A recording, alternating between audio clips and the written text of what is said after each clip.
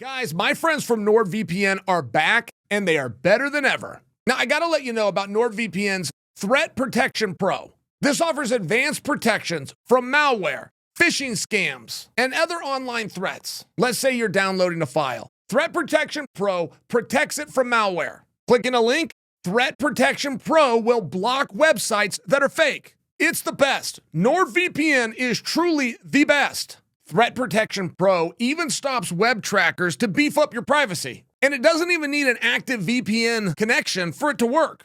Just enable the feature when you download the NordVPN app. Then sit back, relax, and enjoy a better version of the internet. This works on Mac OS or Windows. Guys, just go to nordvpn.com/Sonnen. Get the NordVPN 2-year plan plus 4 extra months. It is risk-free with Nord's 30-day money-back guarantee. Guys, you want me to really save you a step? Just click on the link below. Paddy Pimblett gained 40 pounds drinking milkshakes right after his fight. Now, I gotta tell you from Jump Street, that's weird. And not on Paddy's side. That's weird that that's news. Oh, by the way, when I get the news, I click on an article. And the article that I click on, I have to zoom in because I can't tell what it is. He's putting something into his mouth, like the food particle is in his mouth, but I can't tell what that is. So I'm zooming in, and my son knows what I'm doing. I haven't said a word. My son just knows what I'm doing. He goes, "Dad, it's pizza." All right. But they still understand. So somebody with a camera stuck it in Paddy's face while he's eating pizza. It's weird.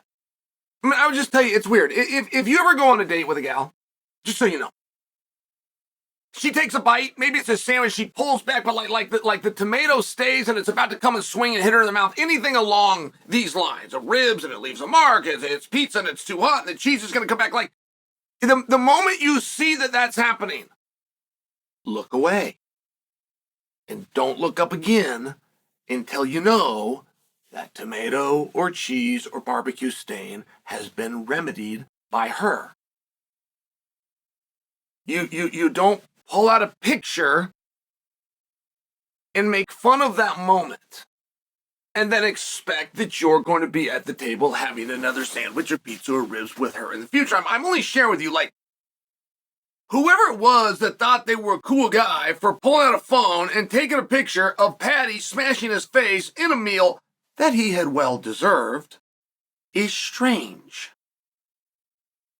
His manners or behaviorisms are strange. Whoever it was that came along the journey and then counted up the milkshakes and took that number to the media is strange. That's strange information to have.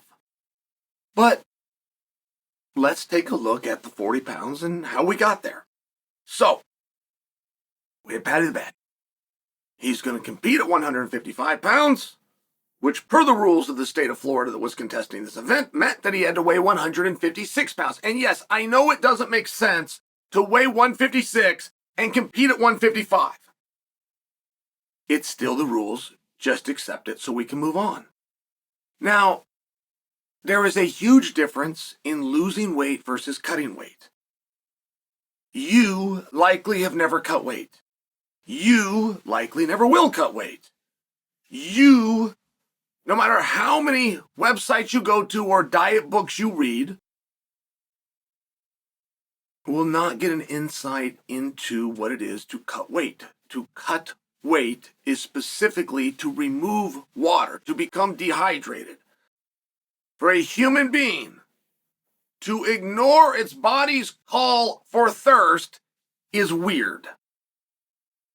So when I tell you that you don't know anything about this and you've never experienced it, I'm not putting you down. You'd have to be a select group of weirdo to want to go through that. There's water everywhere. Go drink it. There's never a reason that you should be dehydrated, but it's still what to cut weight is. To cut weight is after you've cut out your calories and you've done your exercise and you've done your best to get on the scale and have it be something less. Right? You did all the stuff. What you're going to find out in a very short period of time is you didn't lose very much weight. So then, if you're in one of the extremely rare professions on the face of this earth where they're going to put you on a scale before they let you do your job, Like, think about what you do for a living and imagine that one day the boss invoked that. The boss is going to take you and all the rest of the crew. Secretary, everybody part of the office are going to put you on a scale and then determine whether you get to do your job or not. You do realize how fast you would sue and beat your boss. So it's an extremely unique thing to do. But when you do it, it's also known as fake weight. So if you cut 12 pounds, you have not lost 12 pounds. Had you lost 12 pounds and you try to gain that back by eating, it would take you a meaningful amount of time. You would have to have a calorie surplus for a meaningful amount of time to get the 3,400 roughly calories it takes to gain a pound, and you came down 12 of them. So you're going to have to go up 40,000 calories at a surplus. And that's just in theory. That's not even how the human body works. But at least in theory, it's going to take you a meaningful amount of time to gain those 12 pounds back. Now, if you cut the weight, if you cut 12 pounds, you will gain back 12 pounds as soon as you drink 12 pounds. So I just want you to understand from this perspective, Paddy probably cut 12 pounds to get to 155. I haven't heard Paddy speak about this, but if you do hear him speak about it, like the only thing that lies more than Mormon missionaries and the success of their trip, fishermen and the size of their catch, the only thing that lies more is fighters and the amount of weight that they cut. A realistic number that Paddy cut is somewhere around 12 pounds. When he tells the story, God bless him, it's probably going to be closer to 19. So he cuts his 12 pounds. He hits the scale. He walks off that stage, he gets to the back, somebody instantly hands him a Gatorade. If he's got a sponsorship and a camera's on, he might pretend that he drinks Pedialyte, which is disgusting and makes you a weirdo because that's what babies drink. Might pretend that he drinks water, which is tasteless and just not what anybody would be craving. He gets to the curtain, like every other fighter up there, somebody hands him a Gatorade. Now, he's going to start smashing that Gatorade, except his belly is going to have shrunk because he has misused and abused his body so badly, he's not going to be able to get down very much of that Gatorade. So they're going to hand him a 32-ouncer, and he's going to get down about 16 ounces, and it's going to be about half full, and then he's going to walk, and he's going to do an interview, he's going to do a little something, then he's going to put on some kind of clothing, then he's going to break into a sweat. But that's just because the body doesn't know how to react at this time. And then he's going to get about another half of Gatorade down that he has left. And by the time he gets to the elevators and starts to work his way up to the room through the fanfare and everything else, he'll about have polished down that 2-pound Gatorade. But now he's done. He doesn't want anything else. 10 minutes later, it'll be as though none of that happened and he will be dying. He will be ravenous for food and for drink. But he will have plenty of drink before he puts in his first bite of food. All the same, he had that Gatorade, which was 2 pounds. That means he has gained 2 pounds. Now, that's not the same with food. If you had a 1-pound sandwich and you ate the 1-pound sandwich, you would not gain 1 pound. So it's a very interesting math. You got to understand how this math works. So at some point, the guy that cut 12 pounds of water weight will drink 12 pounds, and he will now he'll be 12 pounds more. So now you got to do the food. But the food doesn't work the same way. The only part that will work the same way is the salts from the food that'll stay with you and interact with the liquids that you feed it. So mathematically, all that you could gain back is what you cut, not what you lost.